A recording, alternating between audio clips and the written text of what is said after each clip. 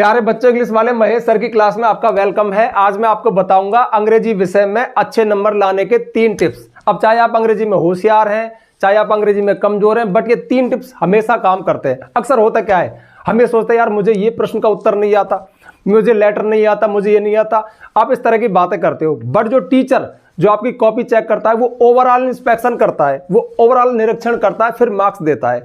तो जो 3 टिप्स है ये आपके ओवरऑल परफॉर्मेंस पे डिपेंड करते हैं। यानी आपकी कॉपी में ओवरऑल प्रेजेंटेशन कैसा है, ओवरऑल आपने क्या किया है, क्या परफॉर्मेंस किया है, उसके आधार पे आपको अच्छे नंबर मिलते हैं। कहने का मतलब है इन 3 टिप्स से आप 10 से 15 नंबर बढ़ा सकते हो। तो चलिए शुरू कर देते हैं। सबसे पहला है रीडेबल हैंड राइटिंग।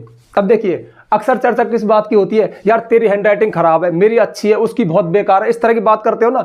लेकिन मैंने यहाँ पे हैंड राइटिंग नहीं लिखा, मैंने लिखा रीडेबल। रीडेबल का अर्थ होता है पढ़ने योग्य, अर्थात जिसको हम पढ़ सकें, पढ़ने योग्य, जो टीचर के या किसी के भी समझ में आ जाए। आपने जो लिखा वो समझ में आना चाहिए।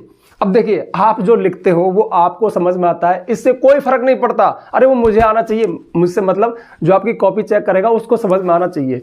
अब अक्सर होता क्या है कि आपकी पूरी हैंडराइटिंग खराब नहीं होती, कुछ अक्षर, कुछ लेटर्स बस टेढ़े मेढ़े बना देते हो, आप उल्टा पुल्टा बना देते हो, जो कि पढ़ने में नहीं आते और वो मूड खराब कर देते, तो बस उनको सुधार लो।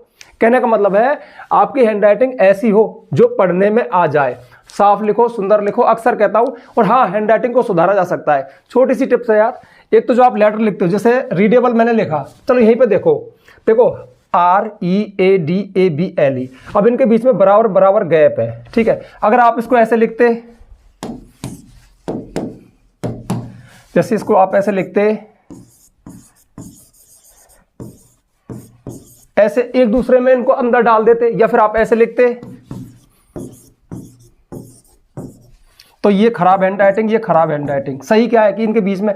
और दूसरी बात, जैसे रीडेबल एक वर्ड है, एक शब्द है जो खत्म हो गया, फिर हैंडराइटिंग दूसरा शब्द है, बीच में मैंने गैप दिया। तो लेटर्स यानी अक्षरों के बीच में हल्का हल्का गैप दो, और फिर एक शब्द खत्म हो जाए तो दूसरे के बीच में गैप दो। और फिर कुछ अक्षर आपके खराब हो, जैसे मैं माना कि आप इस ए को आप ऐसा बनाते हो, है ना। बहुत से बच्चे होते हैं जैसे कि आप आर को जैसे कि ऐसा कर देते हो, तो फिर 2-4 हैं उनको सुधार लो। कहने का मतलब है समझ में आ जाना चाहिए। और हाँ, हैंडराइटिंग से कोई खास फर्क नहीं पड़ता कि जिसकी अच्छी हैंडराइटिंग है उसको तो ज्यादा नंबर मिलेंगे, खराब वाले को कम मिलेंगे। हाँ, लेकिन इंप्रेशन जाता है। अगर हैंडराइटिंग अच्छी है, सुंदर भी है दिखने में, तो 4 चांद लग गए। लेकिन नहीं भी है ना, तो भी वो रीडेबल होनी चाहिए, यानी समझ में आ जाए। तो इस चीज पे थोड़ा काम कर लेना, और 2-4 दिन में चीज परफेक्टनेस में आ जाएगी, मतलब हो जाएगा, कोई बड़ी बात नहीं है, बस थोड़ा सा मेहनत करना। अच्छा, हमेशा कैसे याद रखें इस बात को, तो दिमाग में एक विचार डाल देना, सुधर जाएगी कि मेरी है, मतलब मेरी कॉपी को मैं नहीं पढ़ूंगा, मेरे लिए नहीं लिखूं, मैं उसके लिए लिखूं जो चेक करेगा। मतलब ये बात सोच के लिखना कि जो मैं लिख रहा हूं उसको कोई और, किसी और को समझ में आएगा या नहीं आएगा, किसी को दिखवा लो आप, ठीक है। तो पहली बात तो ये बहुत मैटर करती है। क्योंकि एक बात बताओ यार, आपका आंसर सही है, मुझे समझ में नहीं आ रहा क्या लिख रहा है तू, तो मैं थोड़ी देर तो कोशिश करूंगा, बाद में ऐसे तैसी करा, ठीक है, मैं काट कूट दूंगा। कहाँ है मेरे पास इतना टाइम यार। मेरे पास का मतलब, जब मैं बोल रहा हूँ मेरे पास, मतलब एग्जामिनर के पास इतना टाइम नहीं है कि वो मतलब ऐसी इतना बंडल है, फिर एक एक अक्षर क्या लिखा है, क्या लिखा है, क्या लिखा है, समझ में नहीं आ रहा क्या लिखा है। बस जहां भी ये विचार आ गया ना, क्या लिखा है समझ में नहीं आ रहा, वहीं पे आपकी ऐसी तैसी हो गई। तो कहने का मतलब है इस चीज पे काम कर लेना। दूसरी बात है, ये सबसे काम की बात है, 80% करेक्ट सेंटेंस। आप जो सेंटेंस लिखते हो, जो वाक्य लिखते हो, वो कम से कम, माना कि आपने पूरी कॉपी में 500 वर्ड नहीं, 500 सेंटेंस लिखे। इंग्लिश के पेपर में आपने लेटर भी लिखा, आपने अनसीन पैसेज में भी लिखे। लाइन ही तो लिखते हो, लाइन को सेंटेंस बोलते हैं, आंसर में भी लाइनें होती है। अब जो लाइन है उनमें मैंने लिखा है ग्रामेटिकल जो ढांचा है, स्ट्रक्चर है। अब ग्रामर क्या होती है कि भाई पहले सब्जेक्ट आएगा, हेल्पिंग वर्ब आएगी, मेन वर्ब आएगी, ऑब्जेक्ट आएगा। खैर इतनी गहराई में मत जाओ, बट कम से कम हेल्पिंग वर्ब, मेन वर्ब तो सही लिखो, है। अगर कहीं परफेक्ट टेंस का सेंटेंस लिख रहे हो तो उसमें हैव प्लस थर्ड फॉर्म आएगी। अगर पास्ट का लिख रहे हो, है ना, अफर्मेटिव, तो वर्ब की सेकंड फॉर्म आएगी। अगर प्रेजेंट कंटिन्यूअस लिख रहे हो तो is am are plus ING form आएगी। थोड़ी सी बेसिक नॉलेज, मतलब थोड़ी सी टेंस की नॉलेज आपको होनी चाहिए। हालांकि मुझे पता है आप रट्टा मारते हो, और जब रटते हो तो पके पकाए सेंटेंस यानी ग्रामेटिकल ढांचा भी हमारे दिमाग में आ गया, हमने उसको भी रट लिया। बट ध्यान रखना ये ट्रिक हमेशा काम नहीं करती, आप सब कुछ तो नहीं रट सकते ना कुछ तो आपको बना के लिखना पड़ेगा ना। अब मना कि लेटर ऐसा आ गया कि आप तो रट के गए थे 10-5 लेटर, लेकिन कोई अलग ही आ गया तो छोड़ के थोड़ी आओगे, लिख के तो आओगे ना। जब लिख के आओगे तो सेंटेंस भी बनाओगे। किसी चैप्टर में से जो क्वेश्चन आपने याद किया था वो नहीं आया, कोई दूसरा आ गया, तो फिर बना के तो लिखोगे ना। जब बना के लिखोगे तो उसमें थोड़ी सी ग्रामेटिकल मिस्टेक, अब ग्रामेटिकल मिस्टेक बहुत तरह की हो सकती है। आपने सही प्रीपोजिशन नहीं लगाया, सही कंजक्शन नहीं लगाया, आपने मतलब उल्टा पुल्टा कर दिया, अदर वर्ड्स को पहले कुछ लगा दिया, वो चल जाएंगी। लेकिन टेंस के अनुसार जो हेल्पिंग वर्ब और मेन वर्ब डिमांडेबल है उसी को लगाओ। तो जो आपके टोटल 500 सेंटेंस है ना, इनमें से अगर 80% सेंटेंस भी आपने करेक्ट लिख दिए, रट के लिखते हो तो करेक्ट लिख ही जाएंगे, लेकिन जो बना के लिखते ओवरऑल कॉपी में, अब कहोगे सर इतनी बड़ी भूल है क्या 20% गलत? अरे 20% छोड़ दो, ये इंग्लिश है एक 10th क्लास का बच्चा है, 12th क्लास का बच्चा है, उसके 100 नंबर आ गए तो तुम क्या समझ रहे हो कि 100% अंग्रेजी सीख गया? नहीं सीखा, रट्टा मार लिया और थोड़ा सा ज़्यादा पढ़ लिया, नंबर आ गए। नंबर तो ऐसे ही आ जाते हैं। अंग्रेजी सीखना अलग बात है, नंबर लाना अलग बात है। तो थोड़ा सा अंग्रेजी भी सीख लो। अंग्रेजी में कुछ ज़्यादा नहीं सीखना, आपको बस ये सद के रहना है कि भाई मेरी रिपोर्ट पैराग्राफ आ गया, पिकनिक पे जा रहे हो आप, एक घर में आग लगी, एक्सीडेंट हुआ, इस तरह की बात है, तो पास्ट में चलेगा पूरा। उसमें तुमने इज लगा दिया, वर्ब की फर्स्ट फॉर्म लगा दी, हैज हैव लगा दिया, डू डज दिखा दिया, तो हो गया दिमाग खराब। यानी आपने सब कुछ सही लिखा है, लेकिन इस देखते टीचर का दिमाग खराब, इसमें प्रेजेंट आग कहां से गया? ये आग तो पहले लगी थी, ये दुर्घटना तो पहले हुई थी, पास्ट में चल, वर्ब की सेकंड फॉर्म के साथ चल।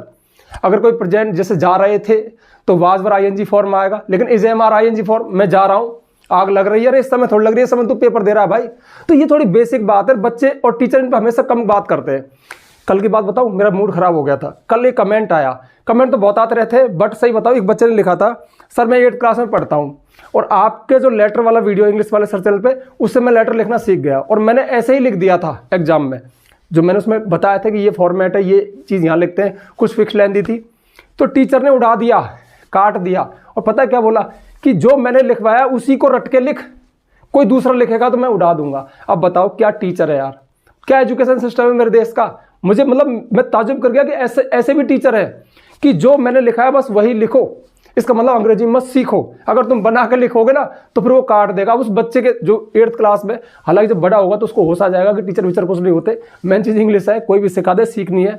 बट वो 8th क्लास के बच्चे के दिमाग में कितना बड़ा डर डाल दिया, वो बच्चा कभी इंग्लिश नहीं सीख पाएगा अगर उस टीचर के संपर्क में रहा तो ये है। तो कहने के लास्ट में तो आपको इंग्लिश सीखनी पड़ेगी ना, तो थोड़ा सा उस पर काम कर लो। कहने का मतलब है ग्रामेटिकल आपके मिस्टेक करेक्ट होने चाहिए, है ना, तो थोड़ा इस पर काम कर लेना। और मैं इस तरह के वीडियो बनाता हूँ कि पास्ट में कैसे रहें, प्रेजेंट में ही कैसे रहें, प्रेजेंट पास्ट कई बार मिक्स भी होते हैं कई आंसर में, मतलब इस तरह के वीडियो आपको मेरे चैनल पे मिल जाएंगे, है ना। और थोड़ा सा काम कर लेना कि कम से कम पास्ट के क्या वर्ड है, हेड होता है। अब पास्ट में भी क्या है, ज़्यादातर सेकंड फॉर्म आती है, कभी कभी हेड बाई चांस कभी कभी हेड आ जाता है, ज़्यादातर तो सेकंड फॉर्म से आपका काम चल जाता है, या फिर पास्ट कंटिन्यूअस टेंस है और प्रेजेंट में आप आ रहे हो तो इज एम आर से आपका काम चल जाएगा, वर्ब की फर्स्ट फॉर्म से काम चल जाएगा। तो ये थोड़ा सोचा करो इस चीज़ पर और ये चीज़ हो जाएगी। बाकी आप रटते हो तो रटने से तो आपका सेंटेंस करेक्ट है ये, लेकिन सब कुछ नहीं रट सकते, कुछ ना कुछ तो लिखना पड़ेगा। मैं बार बार रिपीट क्यों कर रहा हूँ, आपको समझ में आ गया होगा। ये चीज़ें काम करती है भाई। टीचर आपकी इंग्लिश को देखता है आप सोचते हो कि मेरा आंसर देख रहा है, अरे देख रहा है भाई, पहले इंग्लिश भी देख रहा है। तूने वो आंसर कैसे इंग्लिश में लिखा है, ग्रामेटिकल सेंटेंस सही है क्या है, सेंटेंस में तो बार बार गलती किया जा रहा है, आंसर तो दिख रहा है लेकिन नंबर काटेगा, ध्यान रखना। तुम्हारे आंसर से भी ज्यादा वो तुम्हारे सेंटेंस पे मोहित होगा। सेंटेंस अगर तुमने करेक्ट लिखा है तो तुमने सही काम किया है, यानी वो चाहता है कि तुम इंग्लिश सीख जाओ लिखना, वो और तुमने सही लिखना सीख गए तो हो गया काम। अब लास्ट पॉइंट है अपना गुड प्रेजेंटेशन। बहुत फर्क पड़ता है, बहुत फर्क पड़ता है। मैं कह रहा हूँ 10, 5, 15 नंबर अच्छे प्रेजेंटेशन से बढ़ जाते हैं। प्रेजेंटेशन का मतलब क्या होता है, कौन चीजें कहाँ कैसे रखनी है। पेपर देने का एक सलीका होता है, 4 सेक्शन होते हैं इंग्लिश में। पहला अनसीन वाला होता है, फिर ग्रामर वाला, पहला अनसीन वाला होता है, फिर राइटिंग सेक्शन होता है, फिर ग्रामर वाला होता है, फिर बुक वाला होता है। सेक्शन वाइज पेपर करो, तांडव मत करो कि यहाँ का उठा के वहाँ रख दिया, वहाँ का यहाँ रख दिया। आप सेक्शन ए से शुरू कर रहे हो, बीच में फिर सेक्शन सी आ गया, सी का तीसरा, एक सेक्शन बदल सकते हो सेक्शन, बट पूरा सेक्शन पहले कवर करो। चाहे आपने सी किया, ग्रामर किया, तो पहले ग्रामर वाला सेक्शन पूरा कर दो, फिर भले ए सेक्शन कर लो, पर ए जब करो तो ए पूरा करो, फिर बी पे जाओ। ऐसा मत करो कि बी से शुरू किया फिर ए भी डाल दिया फिर सी पे आ गए, ऐसा मत करो, क्रम से करो, है। वर्ड लिमिट का ध्यान रखो, जितने वर्ड में पूछा है उसके इर्द गिर्द बने रहो, बहुत ज़्यादा मत लिखो, बहुत कम मत लिखो, जो उसमें शब्द सीमा दी है उसी के इर्द गिर्द रहो। ज़्यादा कट पट मत करो, ये काटा पीटी जैसे लाइन को काट दिया, कॉपी को मतलब बेहुदा बना दिया, भद्रंग बना दिया। सुंदर रखो, साफ रखो, ठीक है। इसके अलावा वर्ड लिमिट मैंने बताई दी, कट बता दिया, वर्ड लिमिट बताई, मतलब इन चीज़ों का फर्क पड़ता है। हाँ, जैसे अब लेटर वगैरह है तो कौन चीज़ कहाँ, पहले एड्रेस आएगा, फिर अथॉरिटी जिसको लिख रहे हो आएगा, फिर सब्जेक्ट आएगा। चीज़ों को तरीके से लिखो। फिर जो बड़े क्वेश्चन है उनमें एक पेज में रखो, फिर भले जगह बच जाए अगले पेज में चले जाओ। ऐसे मत करो यहाँ आधा कर दिया वहाँ आधा रख दिया, टीचर का दिमाग खराब मत होने दो। जो बड़े नंबर की चीज़ें उनको साफ साफ एक पेज में लिखो। तो इन चीज़ों का बहुत फर्क पड़ता है। फॉर्मेट बनाओ, नोटिस आ गया तो नोटिस हमेशा बॉक्स में लिखा जाएगा, बॉक्स को सुंदर बनाओ, ठीक है।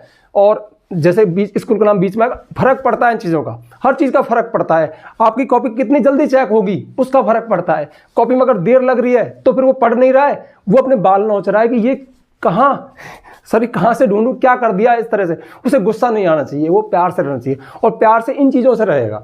आप अच्छा प्रेजेंटेशन दोगे, आपकी हैंड राइटिंग रीडेबल है, पढ़ने में समझ में आ रही है, फटाफट से पढ़ता जा रहा है, और चेक पढ़ने में नहीं आ रही है, टाइम लग रहा है तो। और हाँ, ग्रामेटिकल अगर मिस्टेक है उस पर तो तुरंत नंबर कटेंगे। कम से कम टेंस की गलती, प्रेजेंट पास्ट फ्यूचर तो आता है नहीं, प्रेजेंट और पास्ट दो में चलता है ज़्यादातर, तो इनका विशेष ध्यान रखना है, ठीक है। तो ये कुछ बातें हैं, इस तरह के वीडियो आते रहते हैं, और उम्मीद करता हूँ कि आपके दिमाग में बात आ गई होगी। मैं इस बात को एक्सपीरियंस से बता रहा हूँ। आपको आंसर पे नंबर मिलते हैं, बट उससे भी ज़्यादा ये चीज़ें भी काम करती हैं, ठीक है। तो ठीक है, वीडियो अच्छा है शेयर कर देना। तो मिलते हैं नेक्स्ट वीडियो में नेक्स्ट टॉपिक के साथ, तब तक के लिए बाय।